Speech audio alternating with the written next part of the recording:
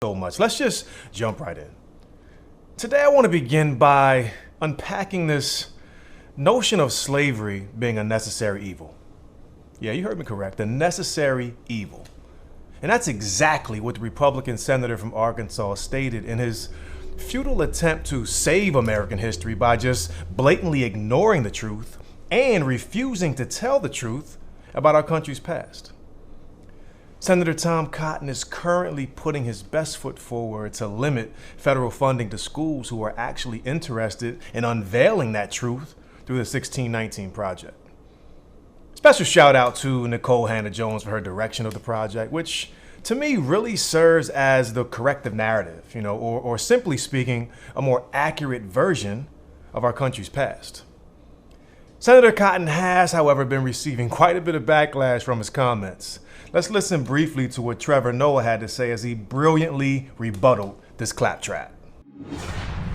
Arkansas Senator Tom Cotton getting backlash for saying that the founding fathers thought slavery was a, quote, necessary evil. Tom Cotton wrote, as the founding fathers said, slavery was the necessary evil upon which the Union was built. The comment came during a conversation about race in education. Senator Cotton wants to defund the 1619 Project curriculum, a New York Times program with the goal of re-examining the legacy of slavery in our country. He says the curriculum is racially divisive. Hold up. So Senator Cotton thinks that this curriculum is racially divisive? Really, this curriculum? Yo, you know what's really racially divisive? Slavery. Now, there are certain attributes that can be used to define one's character.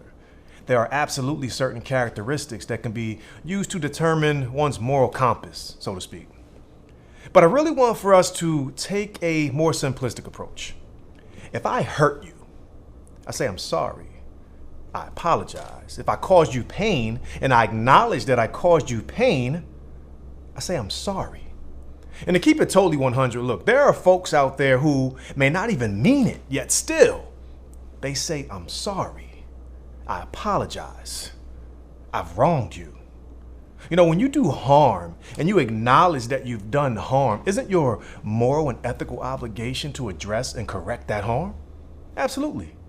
And America, we know, has caused some harm. America has done some wrong. But look, we all have, right?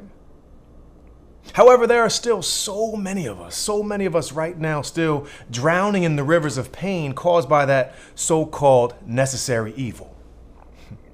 Yeah, slavery, a necessary evil. I don't even agree with the term necessary evil. The language alone just bothers me. However, I do agree with Gebri Memphis Kiddis, an Egyptian Christian saint, who actually stated this. He said the concept of necessary evil is an idea that must be thoroughly rejected. He went on to say, evil is not necessary, and to accept it as such is to perpetuate it. Evil must be oppressed, rejected, and avoided at all costs. It should never be viewed as something that we must unavoidably and inevitably participate in. We trivialize evil when we refer to it as necessary. And if for some reason you don't believe that slavery was a necessary evil, then I have to ask you, what does our Judeo-Christian ethics call us to do in situations like this?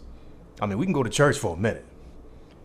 Scripture clearly says, if you've wronged your brother, you have to ask for forgiveness. Ask for forgiveness and then make restitution. Look, that's in the Bible and also deeply rooted in the foundation of this country.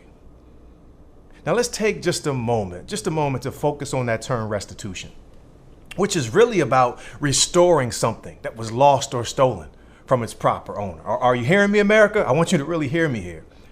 Restoring something that was lost or stolen from its proper owner, or being recompensated for injury or loss. Let me say that one more time. Restitution means recompensated for injury or loss. Now, we don't need to get into the specifics, but we know good and well that during that time of slavery, that so-called necessary evil, a whole lot was stolen from its proper owner. And there was definitely a plethora of injury and loss. And when you break it down, Like when you really break it down, restitution sounds a lot like reparations. And as far as I'm concerned, it's time for Sweet Land of Liberty to pay her debt. As far as I'm concerned, it's time to get this money. I'll be right back with our first guest.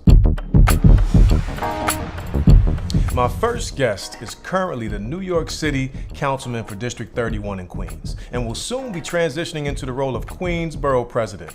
Welcome to Cocktails and Convo, the Democratic nominee for Queensborough President, Mr. Donovan Richards. Councilman Donovan Richards, welcome to Cocktails and Convo. It's a pleasure to have you here. Thank you. Great to be here on this show, which I've been hearing a whole lot about. Listen, I know you super busy. Super busy, but definitely appreciate you taking time out of your day. Listen, and this is Cocktails and Convo, so before we get into our dialogue, it's only right that we do a virtual toast in this sense. So look, I got me a peaches and cream. I don't know what you got over there, but I got a little gin and juice. Okay, that works for me. Shout out to Snoop Dogg. Let us toast, of course, to your recent victory, to brotherhood, and the ability, wisdom, and knowledge to continue supporting the people of Queens. Cheers. Cheers. Thank you, brother. So yes, man, I'm excited. I'm excited for you. Been watching you move and shake around these Queens streets for a long time now. And you've repped Queens South pretty much your whole life, right? Well, this is now my almost 18th year at the city council. So I've lived in Southeast Queens my entire life, Wow. Born and bred to teenage parents, and had the unfortunate demise of a close friend of mine at 19 years old, which led me to the city council. So this is now my 7th year as a city councilor, but actually my 18th year in the city council, my commitment to my friend after he died, certainly from gun violence. Wow, well, you know, that's tough, and I'm sorry that happened, which of course is the story of so many people. So many young people know somebody that went through some traumatic experience such as that, but you made it through and you're setting an example for people to follow. So I really appreciate that. Thank you, brother. So, you know, you've been serving as the councilman for several years now, and pretty soon you're about to make this big transition to Queensborough president. How are you feeling about that? Oh, it's surreal, man. You know, we come from the neighborhood, and there weren't a lot of examples of young men that I could look up to who moved up to higher office coming up, right? All of us grew up in the neighborhood. We had our friends get in a little trouble. Some of us made it, some of us didn't, some of us got locked up. Right. So to now be ascending to this office at 37 years old, it feels so surreal. There's still a whole lot of work to be done. Absolutely. That's been my honest answer to everyone as I've talked about transitioning. As you look at the struggles in our community, it's sort of hard to celebrate during this moment when there's so many people in pain. Right. Well, absolutely. And that's a very humble response, and I respect that response. But you definitely got to smell the roses while you're here. Yeah. So big congratulations from me. Thank you. And speaking about that work, one of your recent Twitter posts, you stated, because I'm going to the Twitter post only because you brought it up about even how you got into politics, right? You stated, yes, we passed a law to prevent officers from choking us to death. That's not anti-police. In fact, it's necessary to keep that thing called oxygen flowing. I can't breathe. Now, I went to court every day pretty much with the Garner family during their trial. The disciplinary trial, and I chair the public safety committee at the city council, so it gives me oversight over the New York City Police Department, which is a big job. I mean, if you would have told me we would have seen this amount of transformational change happening over such a short course of time, I would have said you're lying. But we banned the chokehold bill, the chokehold, right? And we made it a crime technically just to choke somebody to death. And Well, I didn't even understand why we crime. needed to. It's a crime. Yeah, you can be arrested for it. So Melinda Katz, actually, there was a young man choked on the boardwalk just a few weeks ago, about a month ago, Right. where the law that we passed actually enacted, where Melinda Katz actually did charge an officer for choking someone on the Rockaway boardwalk, literally like a week after we passed the bill. So in a perfect world, we wouldn't need to pass a bill, but when you look at George Floyd, when you look at Eric Garner, everybody points to George Floyd. We had it happen here, but you heard the police department condemning the actions of what happened to George Floyd, but wouldn't necessarily condemn what happened right here on city streets, and took many years, nearly 6 years, to fire this officer who choked Eric Garner to death, and he faced no jail time, obviously, for murdering Eric Garner. So, yes, we're not anti-police. We support our police. We have some good officers. I have Detective Dutanian in the 113 precinct. I just had Kevin Campbell retire out of the 101. We've had a lot of great relationships. Officer Cooper out of the 105. Who we worked with, who looked like us, who understood the community as well. So we support those officers, but we in no circumstances support the officers who don't practice CPR and who are killing unarmed Black people out on these streets. And Sean Bell was my neighbor. Just to add to that, Nicole Bell lived across the street from me in Far Rockaway when I lived out there at one point. So I got to know the family, work with the family very closely. I know his daughters. And so those are the things that I'm reminded of being in this chair that I'm in right now, and why we have to hold the police department accountable, but also support them at the same time when they're doing the right thing. Absolutely. And I'm actually glad that you mentioned the names of some good police officers, because I do agree that they're absolutely good police officers. And I mentioned on last episode that I know some good police officers as well, but I also admitted the unfortunate reality that I'm afraid. I'm afraid when I hear sirens. I'm absolutely afraid. So, and I don't want to be afraid anymore. So to those good cops out there, help me not be afraid. Help people who look like me, who look like you, and who look like those good police officers to not be afraid. And that's just going to take a lot more collaboration. And we could talk about that all day, right? All day. As I previously mentioned, you've been serving for years and just pouring into community. What would you say has been your greatest achievement thus far? I would say definitely when you look at the plight of the folks who lived in Far Rockaway for a long time, just decades upon decades of systematic racism, a lack of economic opportunities that came to residents down there. And what really led to Far Rockaway having a reputation it has, right? Everybody, when they think of Far Rockaway, has always thought about shootings and murders. There's always this negative connotation attached to The Rock, whoa, Far Rock, and but when I last week I got to go down to Thriftway Mall, and for those of you who don't know what Thriftway Mall is, it's really our commercial central place in Far Rockaway, where you would in an average place be able to go and shop and to have a cup of coffee. And you had this site downtown Far Rockaway, which was blighted for 40 years, which basically told you that the government did not care about you. It led to a lot of the violence we've seen. It spelled out lack of opportunity for the community. And to now see that site is moving forward, and that was a commitment I made when I got elected to the constituents, when I knocked on their doors. I said, we're going to get this done. To now be building a $40 million state-of-the-art library, to be bringing in 1,700 units of real affordable housing. Everybody, when you hear affordable housing, they're like, oh, this is gentrification.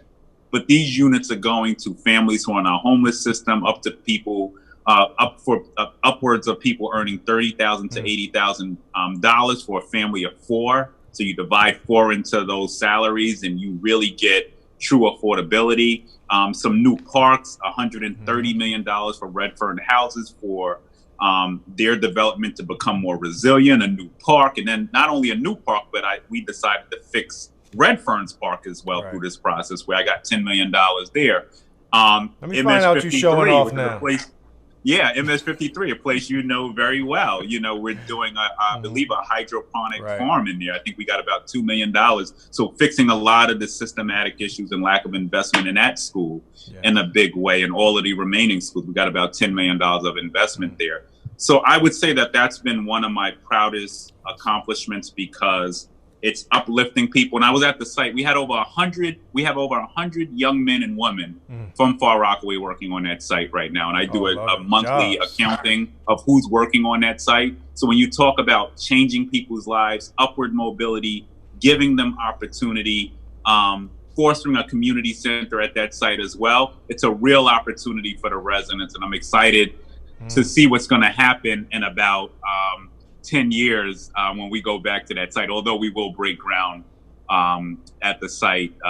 Next year, we will do the ground ribbon cutting for the first phase of that site. So that's one of my proudest accomplishments. Awesome. And you should be proud of that. Affordable housing, job opportunities, and access, just to access to more, right? And you've done tremendous amount of work on that. So, and staying on that same lane, of course, you're going to be transitioning into the borough presidency soon, and your council seat will be vacant. So what would you hope or want for your successor to focus on? Maybe if it's that one area that, you know, you've been chipping away at, but you still would like to do more. What would you want your successor to focus on?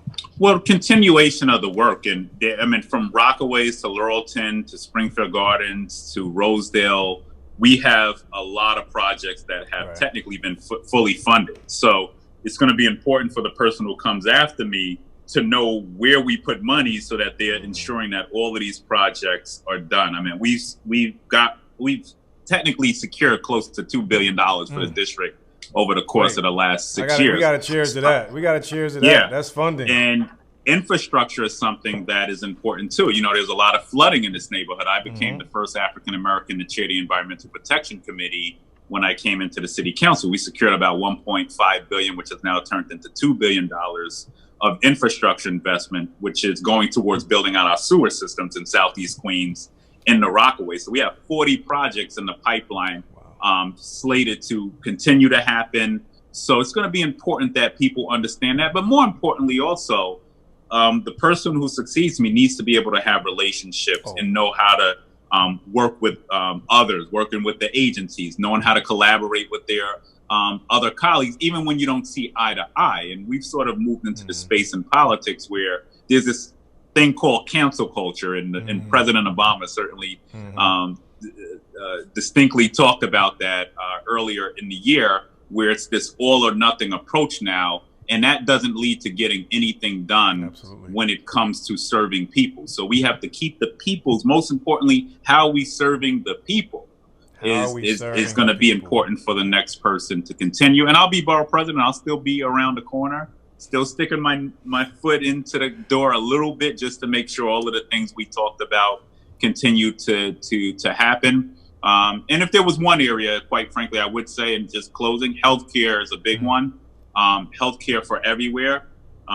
We saw during COVID-19, we saw how the lack of investment into healthcare across the borough really created this big storm in our community, and we're going to need to see a lot more investment and focus in that area as we move forward to quality healthcare. And that's a big one. Quality healthcare is absolutely essential for everyone, right? And it's a right. You shouldn't have to search for it. It should be available to you. And you also stated relationships, and you are absolutely right. You hit the nail on the head. Relationships in any role, right? Whether it's in service or whatever career field you are in, those relationship pieces are essential to getting work done. Granted, you got to want to do the work. You got to be willing to roll your sleeves up. But those relationships that you form along the way and talking out those issues, whether you agree or disagree, is essential for that next person who fills your seat. It's technically cocktails and convos, right? Bingo. That's what it is. That's it. You know, just touching briefly on that. I think you just made a commercial for me.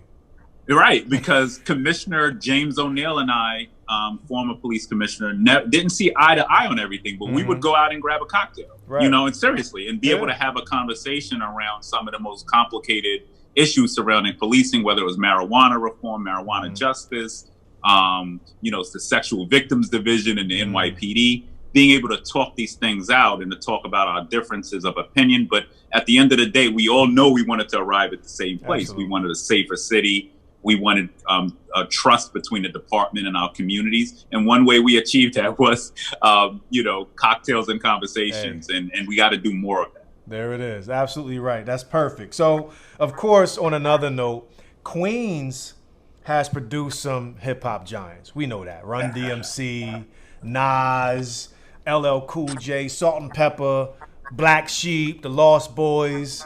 The list goes on. Who's Donovan Richards' top 5 MCs right now? Oh, in Queens? Anywhere. Oh, okay, it's easy. So I guess I'm gonna mix some old school up with some new school. So obviously Nas, Tupac. I like Joyner Lucas. Okay. I like some of his material. So I've been listening to him. Joey Badass. All right. Okay, you got a mix of flavor there. That young man has a little, he could spit some lyrics. And then Biggie. I mean, just a natural 50 Cent, all of the, it's hard. I'm trying to adjust to getting into some of the new stuff. I tried to listen to Pop Smoke album, rest in peace. Right. So he it was all right album, know. And then Casanova, and then there's also some British artists too that I've started listening to too. I forget the young man's name, but I had a British young man who worked in my campaign. He lived in London, and he put me on to a few artists out there. So I've been trying to get into a little bit of that as well. There's a couple out there with some heat too. Your list isn't bad at all, but there's one person missed from that list, and I'm just feeling quite disrespected. Oh, and you know what? Well, I didn't get to. You said top 5. If I had top 10, I would have had to put you in there. Whoa! Sean Rux in there, Ruxbox all day. No, and I wasn't even speaking about me, but I'll take that. I'll take that in the top 10. Who am I missing? Who am I missing in that list? The GOAT. You missing the GOAT? I gotta tell you who the GOAT is. Wait, I said Tupac. That's the wrong GOAT. I'm talking about Jay-Z. Okay. Yes, Jay is definitely, he is the GOAT. He is the GOAT. You got to give it to him. It's all right. Listen, we're going to be right back with some more Donovan Richards, and the people want to know.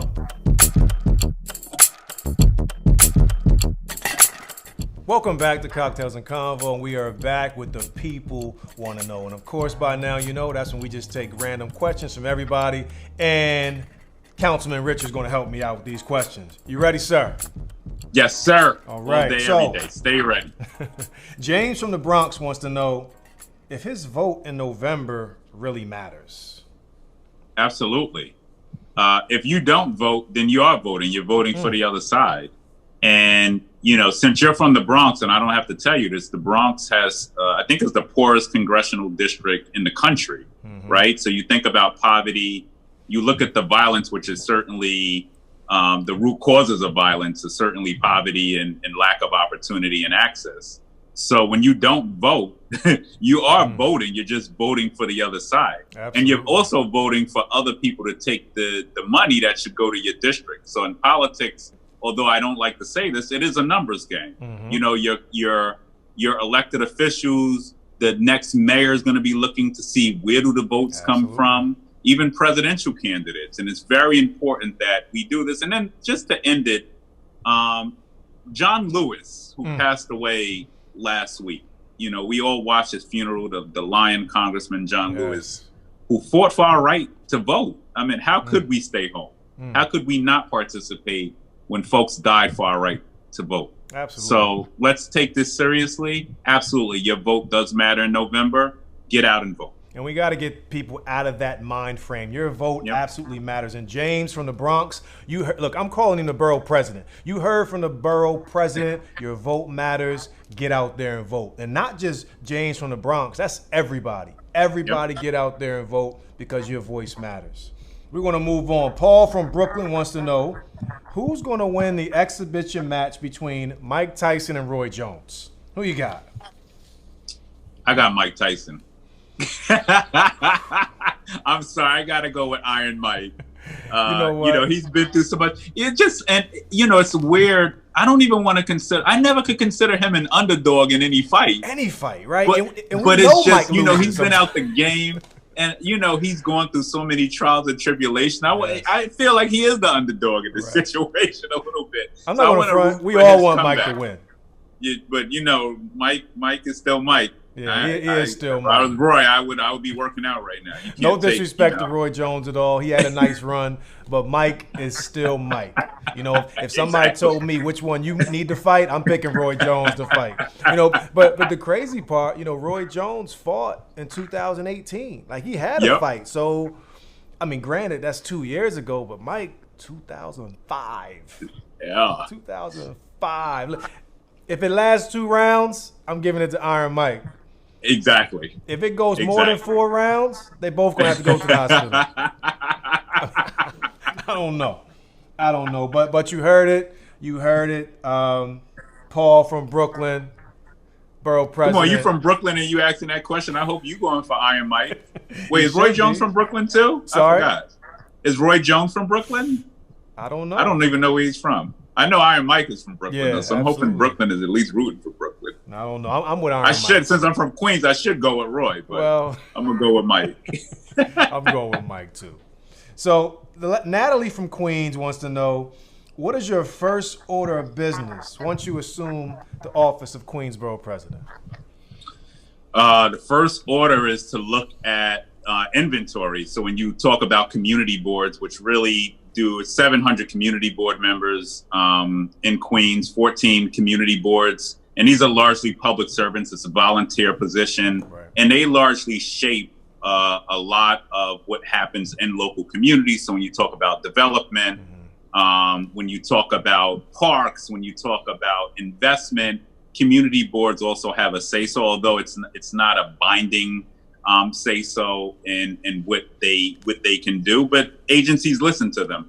I'm going to be looking at diversity. I'm going to be looking at process when it comes to community boards as well. Community boards also are a gateway to opportunity when you talk about entrance into politics, entrance into civic engagement. We want to see a lot more of our young people sitting on community boards as well. So that's going to be one of the first orders of business. But I honestly have to say, we are in a state of emergency right now. And it's just as in a post-Sandy world, I came into office right after Hurricane Sandy, we have to stop the bleeding. So when you talk about small businesses, when you talk about ensuring that all of our hospitals have everything they need, our healthcare institutions in the event COVID-19 comes back, we need to be ready. So there are a lot of things we need to do in the immediate to sort of stop the bleeding. Yes. I just got off the line with my Congressman Meeks. Happy to hear that Washington, D.C. is close to reaching an agreement on a stimulus package, which will help to aid us with some of the budget cuts that we could have faced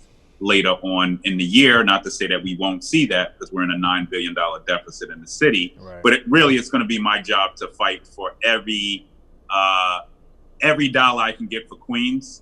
And we're going to do that because that enables us to stay vibrant, to hold on to what we have, and to preserve affordable housing and all the other things. You heard it, Natalie. He's getting to work. That's what he's going to do. He's going to get to work and continue to support the entire borough of Queens. Now, you spoke about the current pandemic that we're in, and it's been rough. Like we're 7+ months now that we're still dealing with this pandemic.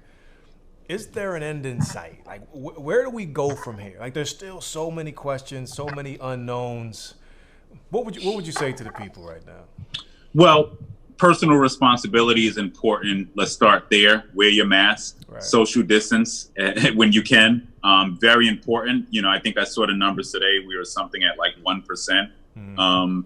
We dropped down to of cases, which is phenomenal. That shows that by following the rules, we are making some progress. But it is summer.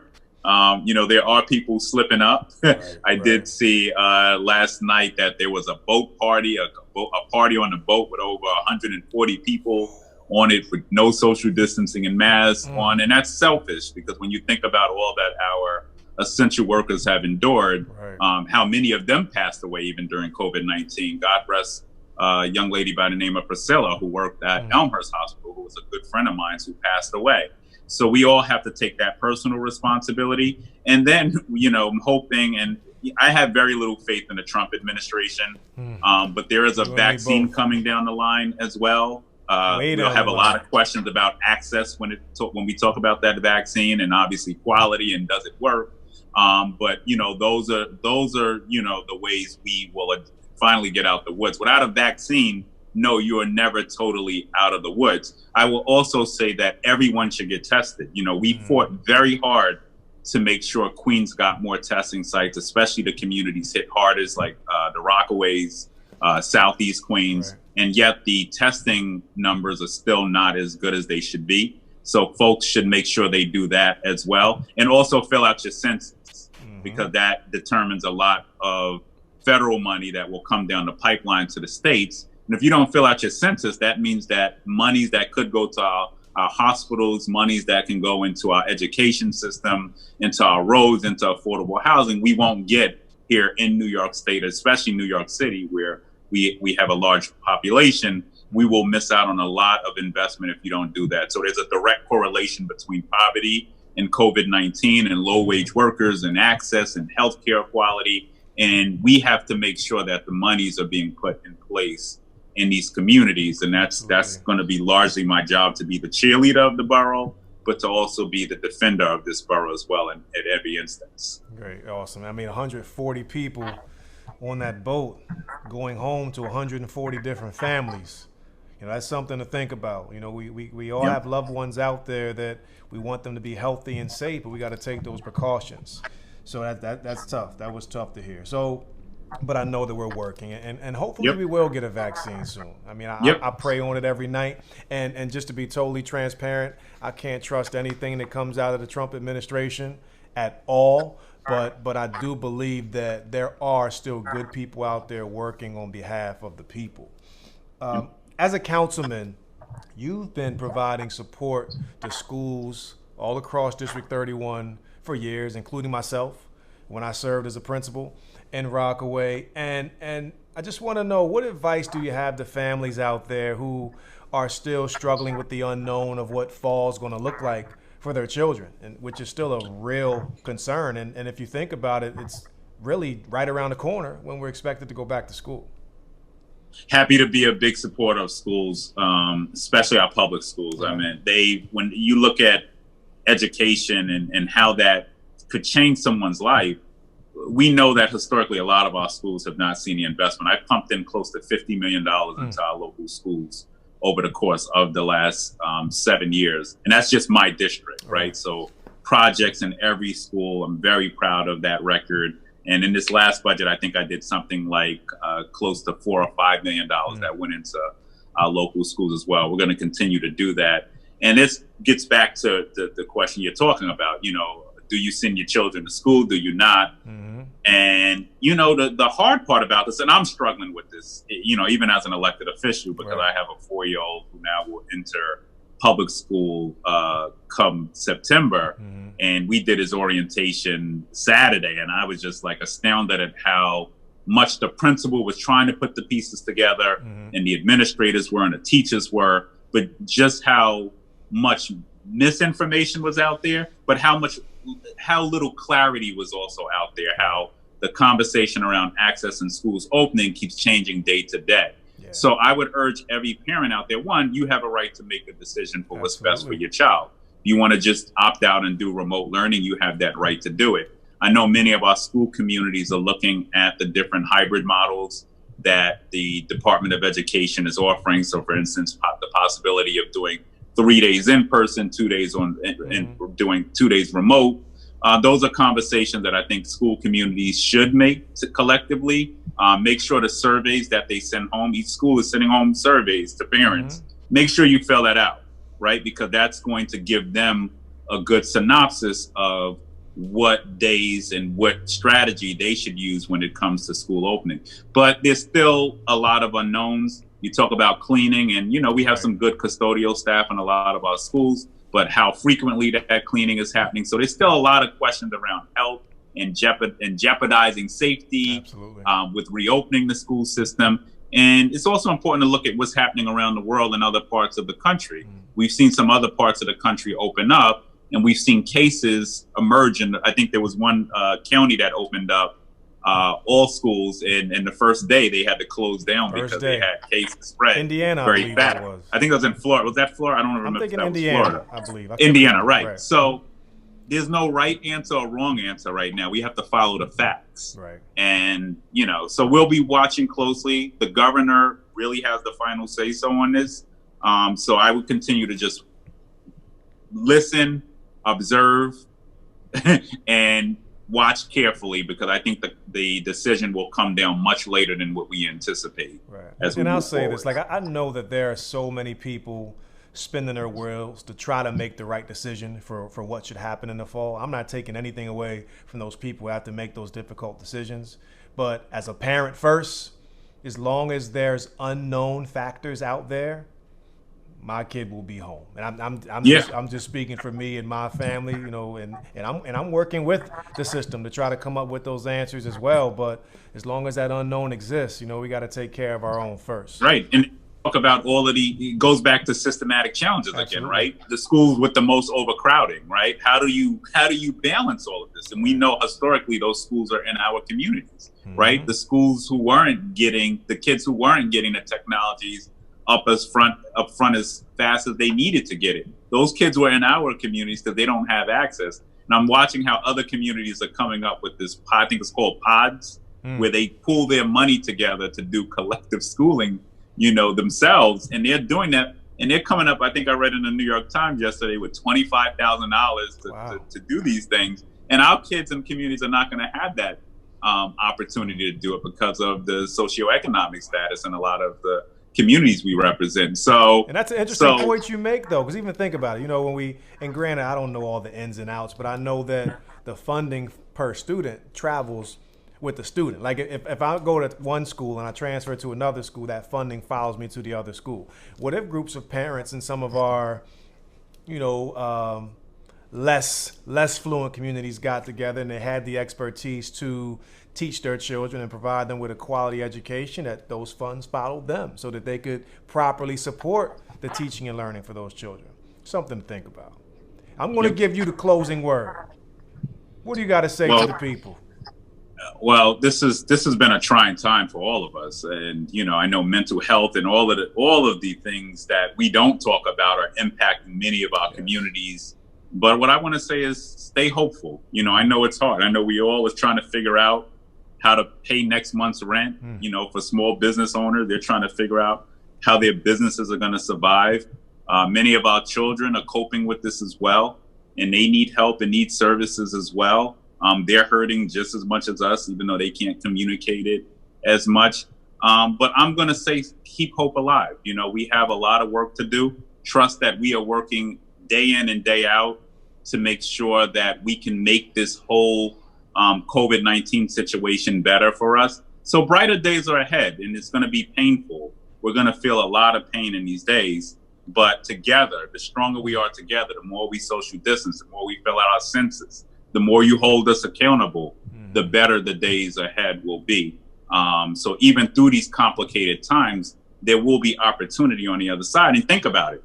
Think about all of the conversations around equity that weren't happening in this country for a long time. Think of all the Black Lives Matter marches that are happening around this country and around this city, all over, from people who don't even look, who aren't even Black, you know, who are out there marching with us and for us and standing up on the side of justice and righteousness. That's what gives me hope moving ahead, that this next generation is going to get it much better than what our generation got it as. But we all have an obligation to be a part of it, to fight, to raise our voices, to educate ourselves, to be good neighbors, to look out for our neighbors. And when we do that, this will be a much better country, when it's a country that everybody feels equal, and where equality is more than just a slogan, but actually something that this country abides by. So a lot more work to be done. And I look forward to coming back on this show as borough president and enjoy a cocktail. I'm calling it now. You heard it from the borough president, words of wisdom. And I truly believe that through chaos, excellence will emerge. I thank you for your continued work, your continued service to the borough of Queens. I wish you the best of luck on all your future endeavors. Thank you for joining us on Cocktails and Convo. Ladies and gentlemen, Borough President Donovan Richards. Thank you, brother.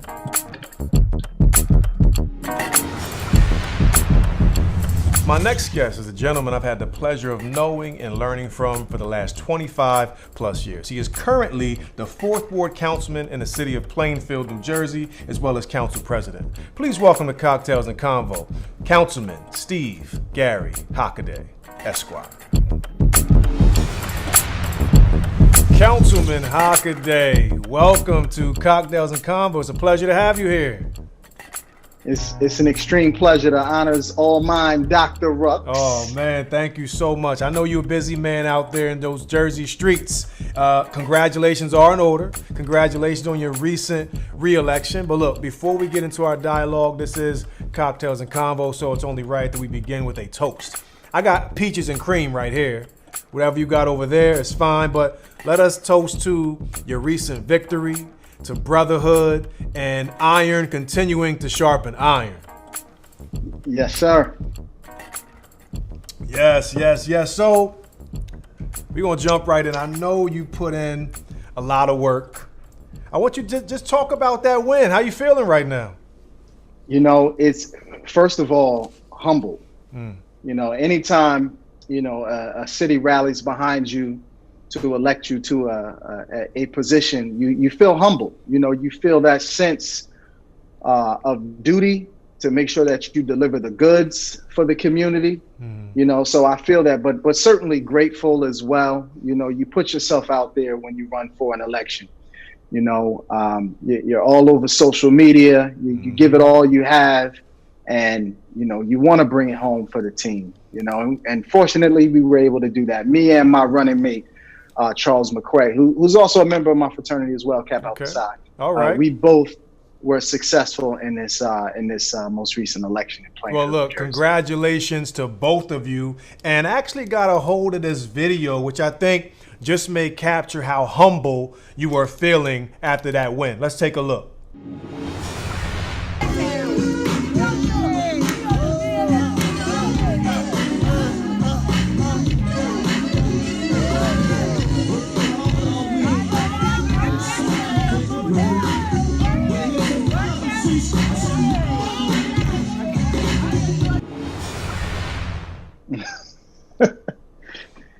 Yeah, that you know, I was walking with my campaign manager through a part of the Fourth Ward, Joanne Hollis community, and you know, the neighbors, they were having a socially distanced barbecue, and no matter where I am, when the music goes, whether it's Afro beats, whether it's merengue or salsa, I'm getting down on the floor. So the movement struck me, and my campaign manager happened to take a video of that, and she sent it to me maybe, you know, a week after I won, and said, you should post this, and you know, I did. So, well, you was having a moment. It definitely looked like you were having a good time.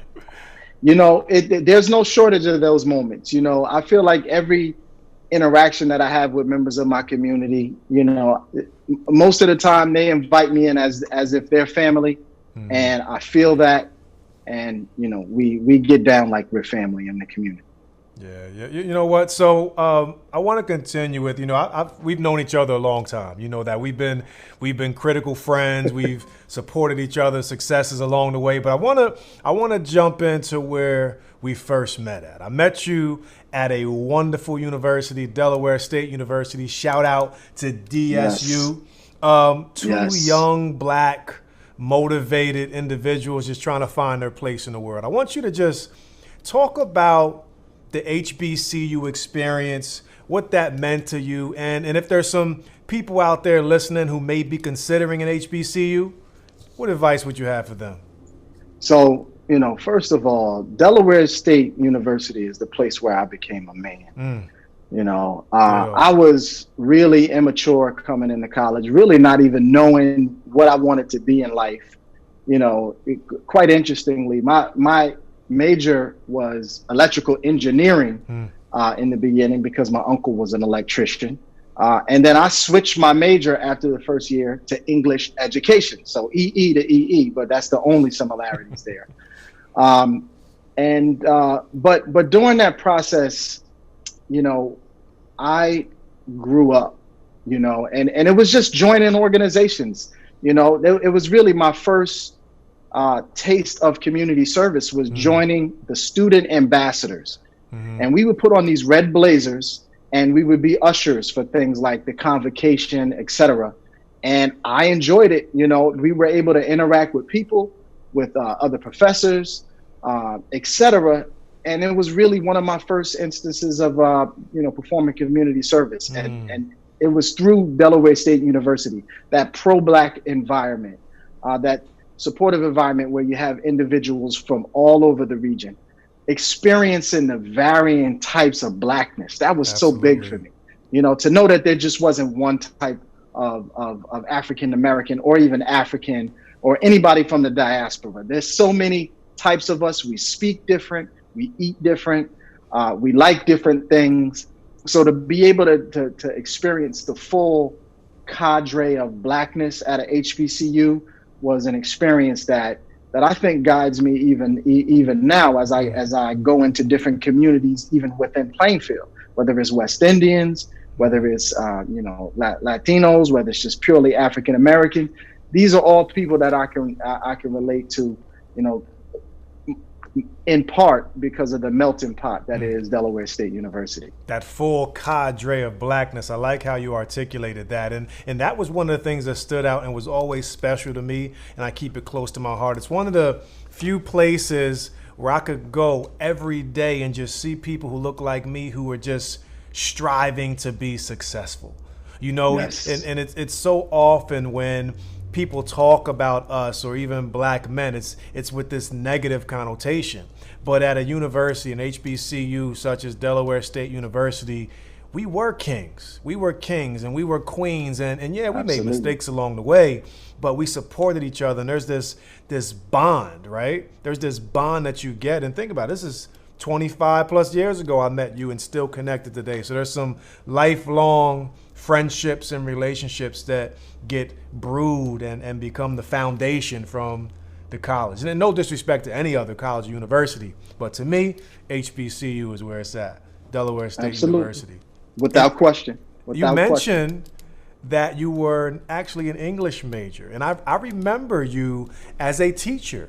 And Yes. you may not know this, but your beginning years as a teacher really set the foundation for me even paying attention to the field of education. So beginning as a teacher and now moving along in your trajectory as a elected official, what made you begin to turn the page and switch gears? So it was really my students. Because when I was teaching, I stayed in Delaware for a little bit. I was at Central Middle School, but I had some really bright students. And your job, one of your primary jobs as a teacher is to spark minds of youth.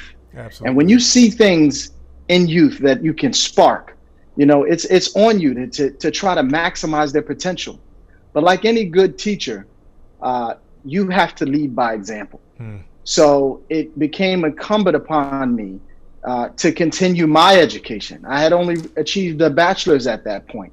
And I knew that I could not preach to students about the value of education without doing the same myself. But I was at a crossroads. Right. You know, I thought about taking the path that you took into educational administration, but I weighed that with doing something completely different. And law school won out in that analysis for me, mainly because it was the prospect of doing something that I had never dreamed of. I'd never even thought about being a lawyer growing up. You know, it wasn't even something that was in the realm of possibilities. I didn't have a lawyer in my family at the time. I didn't know any lawyers besides ones that I or my family might have needed in times of crisis. So I didn't have any lawyer mentors. But going through Del State, I had a mentor, Dr. King. And I would talk to him about my future plans. And when I started to discuss law school with him, he was very encouraging about going ahead and doing that. I should also shout out my track coach, Mr. Anderson, because he was my high school track coach. And when I was teaching in Dover, I was a track coach as well, as soon as I graduated. And I would see my old high school track coach, and my Dover track coach was upset that I was leaving Dover to go to law school. But my high school track coach, he said, Hockaday, you know, go ahead and get your law degree. Get your law degree, Hockaday. You know, and that's what I did. One of the things I hear you speaking about. It was a decision that I enjoyed. Well, it was a great decision you made. And one of the things that's resonating with me as I'm listening to you speak is that idea that you had these mentors who were pouring into you. And I know, and I've spoke about it on previous episodes, the importance of having mentors. You know, there's something valuable. There's so much value to having people who've been where we are pour into us and believe in us. And those two gentlemen that you just mentioned had an impact on that trajectory that you just so clearly articulated. So shout out to all the mentors who are pouring into young children, pouring into people, and inspiring them to be the best version of themselves. There's been a lot of talk. I'm sorry. There's been a lot of talk about reparations, right? And even more so now. So what are your thoughts right now regarding this idea of transferring wealth to blacks and investing more in black communities? Let's talk about it. Reparations. Wow. I mean, that's a great question. When you look back, there have been other instances of other ethnic groups that have received reparations, but we haven't. And certainly in terms of the trauma that persists from our continued depression, our continued, how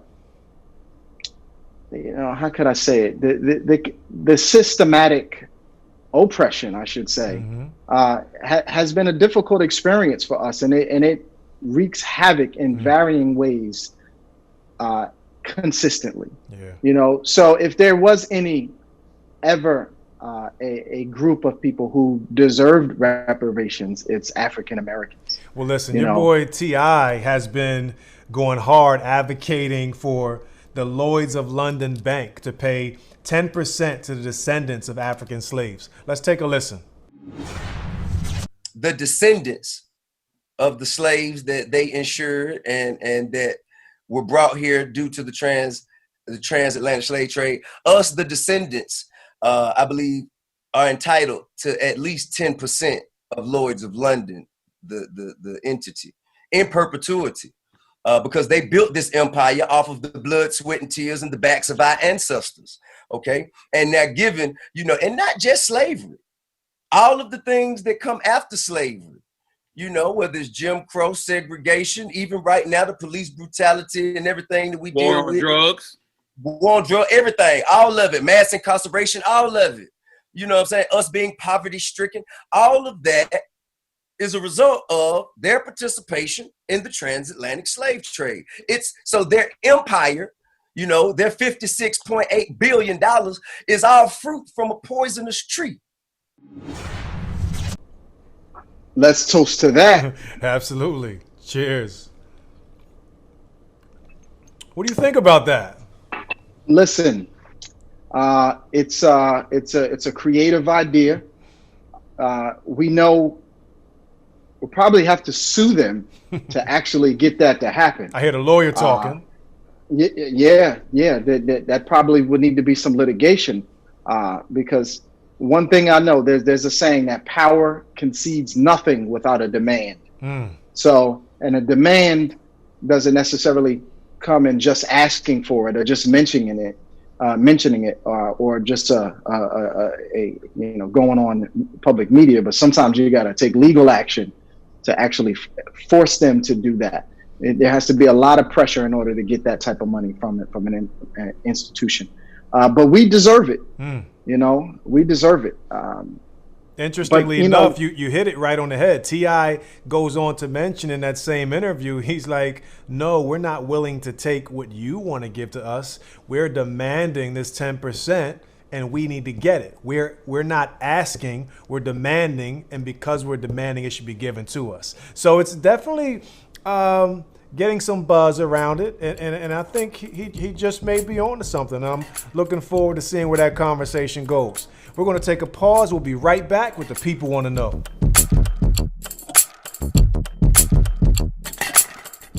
Welcome back to Cocktails and Convo, and now it's time for the People Want to Know. What you know is just a segment where we take random questions from anybody, and Councilman Hockaday will help me out with the answers. So first, we have Jasmine from Virginia.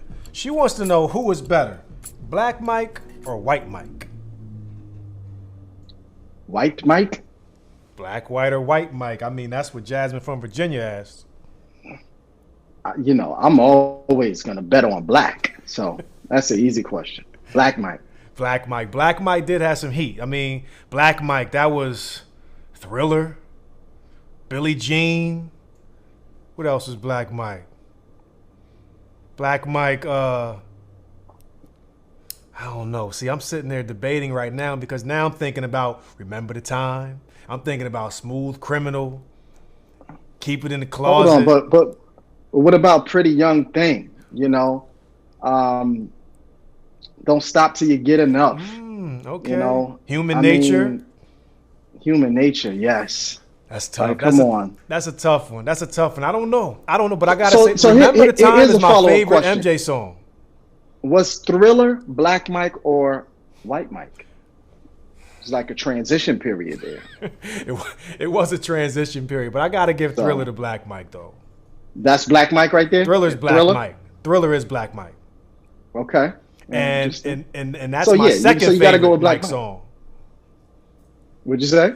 Thriller's my second favorite Mike song. Remember the Time. It's my first favorite. So I'm split down the middle. But you said bet on black. So Jasmine, you heard it from the councilman. Bet on black all day. So Natalie from Atlanta wants to know, if Donald Trump offered you a job, would you take it?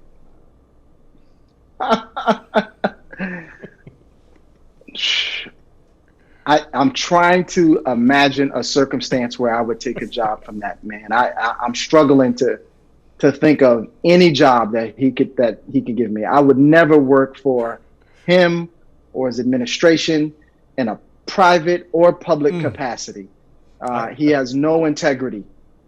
So there's no way I can work with somebody who has no integrity. And furthermore, he's just not for our people. You know, I'm the type of individual. I'm for our people. I love black and brown people. I'm for the historically oppressed. So it's no way that, you know, I mean, there's some people that feel like you need to be on the inside, and sometimes you can make change from the inside in certain circumstances. And I do believe that to be true, especially with my friends who might be prosecutors or friends that are in a U.S. attorney's office who are essentially working for Donald Trump, being that he's the top cop, you know, as president. You know, but that's a little different, you know. But working for him and his administration is not something that I would ever take. Yeah, I second that. I can't picture a position that he'd offer me that I would say, okay, I just can't see it too. And just like you said, you are for the people, and he is absolutely not. And just that alone is enough. So Natalie, what about Secretary of Education if he offered you something? Now that's funny you said that. I was actually going to respond more specifically. Even if Donald Trump offered me the Secretary of Education position based on just my moral compass, I couldn't go there. I couldn't go there. Okay. And I got to tell you, you know, I believe in speaking things into existence, and, you know, God willing, who knows, maybe that opportunity will present itself. But if it presented itself during the Trump administration, I would have to respectfully decline. So, Natalie, I don't think it's a position out there that the councilman would accept from our current president. Darnell from Brooklyn wants to know, do you put ketchup on eggs or nah? Ooh. You know, this just happened to me a couple of days ago when I ordered an egg sandwich and somebody put ketchup on it and I didn't ask for ketchup, and I was quite disappointed. So for me, no ketchup on eggs. Personally, I feel like ketchup on eggs is disrespectful. Like, if you put ketchup on my eggs, you're really disrespecting my eggs. You can't disrespect, especially, you know, so I make some good eggs, I might add. My eggs are pretty good. So when I see people even reaching for that ketchup, I got a problem with that. It's just a little disrespectful for me. So Darnell from Brooklyn, nah, no ketchup. Let me follow up on that as well. And I could be bougie with this one, but ketchup is one of the laziest condiments ever. Right. So once you refine your palate, there's no food that you should eat that you need ketchup to make it taste better. Oh, you schooling us now, right? Even my fries, like I like a chipotle mayo. Oh, all right. A sriracha, or honey possibly. mustard, sriracha. But a ketchup is pretty basic. Maybe I'm not some knocking avocado. people that want it, that enjoy it, because I can have a little bit of it, but there's some quite more robust flavors out there than I think you just ketchup. made a whole lot of ketchup lovers upset, though. I think you did. Sorry. So we're just going to continue to move right along. So as a former educator, I know you support schools across Plainfield as a councilman. What do you think is the best option for reopening schools in the fall? In the fall? Oh, I'm not for reopening schools in the fall. That's just my perspective. Many may know I am a founding board member of a charter school in Plainfield, and we're faced with that same question and dilemma right now. Mm-hmm. But if it was up to me, we would not open schools at least until 2021 because the dangers are just too great. Until all businesses are safely open and we feel like it's safe enough for everything else, I think our kids should be the last thing that we experiment with in terms of our readiness, our collective readiness to enter, to reopen fully. How do we get there? So my plan for the fall is remote learning. We need to continue to double down on our remote learning because let's face it, a pandemic like this, of this magnitude or more, is something that could happen again. Mm-hmm. So we can't let schools off the hook in terms of really developing a robust plan for distance or remote learning. This is something that everybody has to have this capability, and every student needs to have access to a computer and internet. Absolutely. Everyone. That's just where we need to go in the future. Right. We can't say that we didn't see it coming the next time this comes around. You have to be completely ready. And right now is an opportunity to really exercise that when we know we need to, so that the next time this happens, because it probably will at some point in the future. Hopefully, I'm no longer living when this happens again. But we need to get ready and really figure out how to do this distance learning or remote learning correctly. Yeah, correctly. You're right. And granted, we got work to do. We have some learning to do. And there were some gaps. People, when we started remote learning in the spring, when the pandemic first hit us really hard, people had different entry points, right? And which was expected. Some people had a higher level of capacity and expertise with remote learning, and some people, it was the first time they ever engaged in anything like that. But as an educational system and educational systems across our country, we just need to do a better job of ensuring that our teachers and families and students are more prepared and more equipped to receive high quality remote learning, blended learning, or whatever you want to call it, right? And that work is ongoing. However, I do agree with you that I believe that that's the best space to stay in. Our kids definitely need to matter. Our kids need to be more important than opening stores or opening restaurants to reignite the economy. Like if our kids aren't here, then the economy will be even worse in the future. We got to take care of our children right now. So we're absolutely on the same page with that. And it's scary because there's still some unknowns out there, and we all want our kids to be okay. And let me add one thing to that. Please.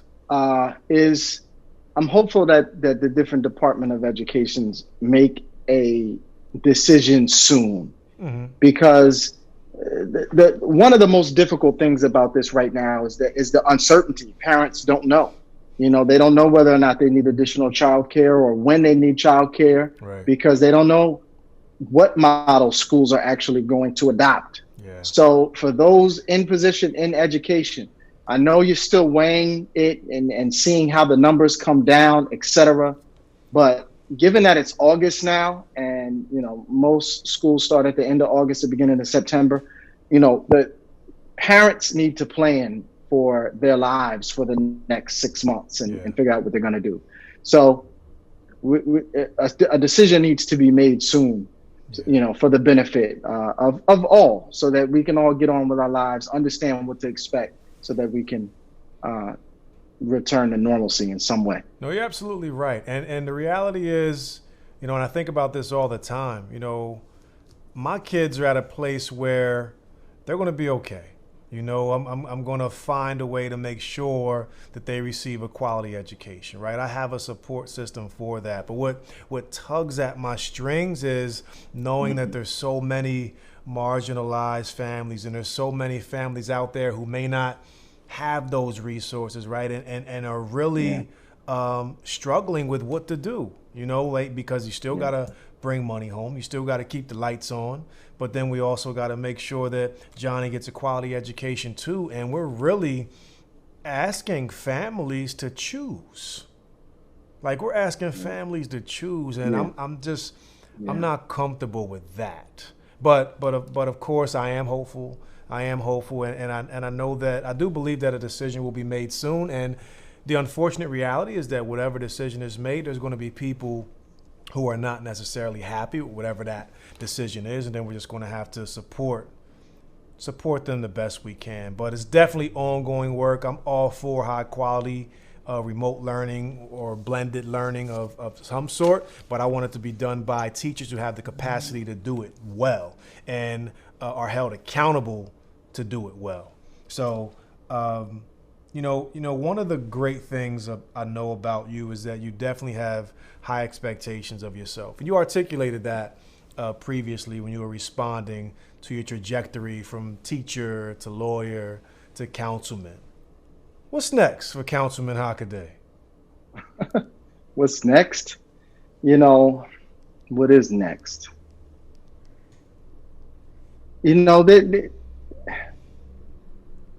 I'm very resistant to look too far into the future, especially in light of the fact that I recently won an election. Right.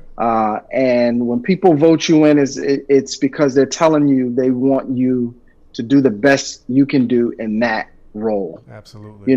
So there's many other possibilities. But that's your next right now. But right now is, how do I maximize what I can do in this role? So right now I'm council president, for example. And I scribed a letter to the community after George Floyd passed away from a murder, just urging the city to consider and the mayor to consider the reforms that Barack Obama had mentioned in his address. These police reforms. Right. And not a month later, the mayor started a George Floyd Commission, where we have community stakeholders who are all having these roundtables and public sessions to figure out what we can do as a city, especially our Black and brown cities. We have a vested interest to lead and show other cities what we can do and how we can tailor our police department to be effective. So I'm really joyous that we created this commission, and I'm hopeful that the commission comes out with some concrete steps to truly overhauling our police system. So to me, there's just a lot of opportunities for me to lead in this role right here, to figure out legislation that we can pass that makes it so that we can succeed more. To figure out how we can have more Black developers in the town, and to figure out how we can educate and employ people in our town to take advantage of the robust growth that Plainfield is experiencing. We have over $500 million in development going on in this small town of 50,000 residents. Wow. So there's a lot of opportunity here, and this is opportunity not only to succeed economically, but also to grow educationally, and for people to grow in skills. I want to usher in an era where all of us are able to take advantage of that. So there's just so many opportunities to grow right here. I'm good, right now.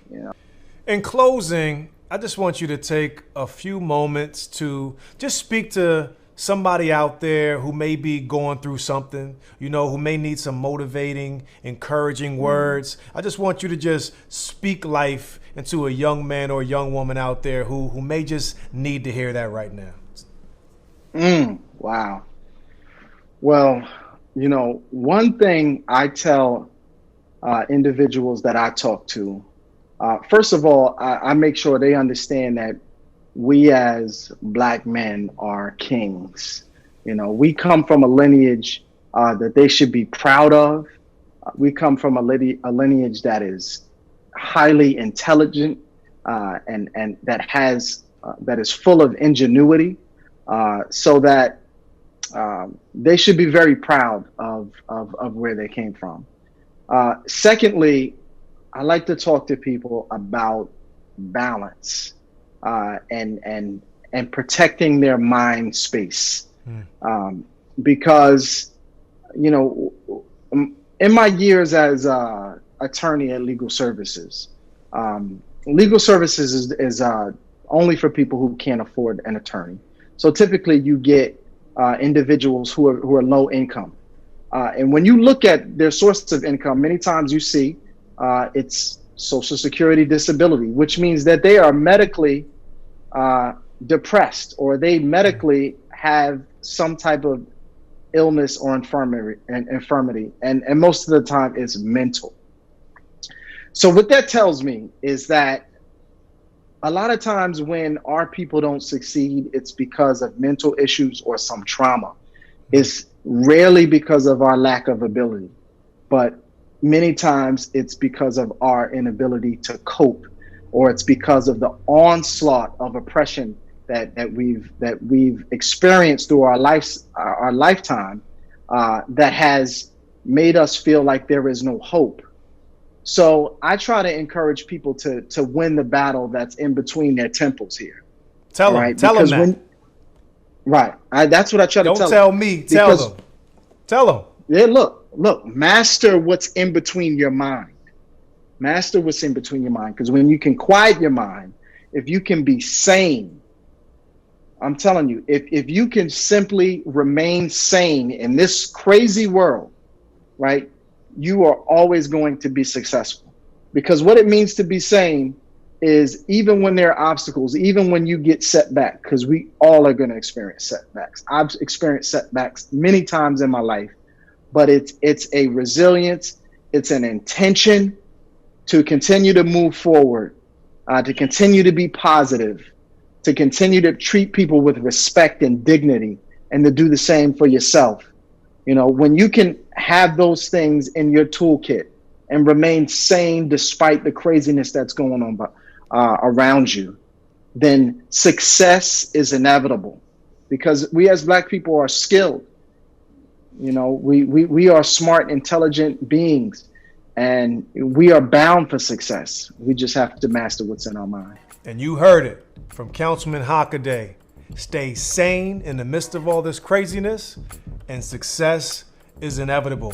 Thank you so much for tuning into Cocktails and Convo. I wish you the best success. I know you're going to continue to do great things as council president, as the 4th Ward Councilman of the city of Plainfield. Cocktails and Convo. Steve Gary Hockaday.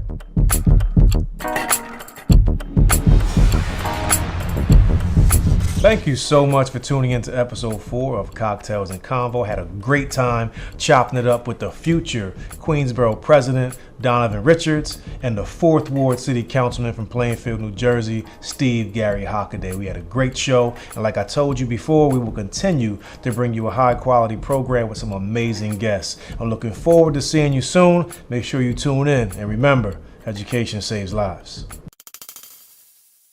Let's talk about it. Let's talk about it. Let's talk about it. Cocktails and Convo. Today's featured cocktail is what I like to call peaches and cream. Shout out to 112. It just involves a little peach Ciroc. Just a little bit. Some cream soda.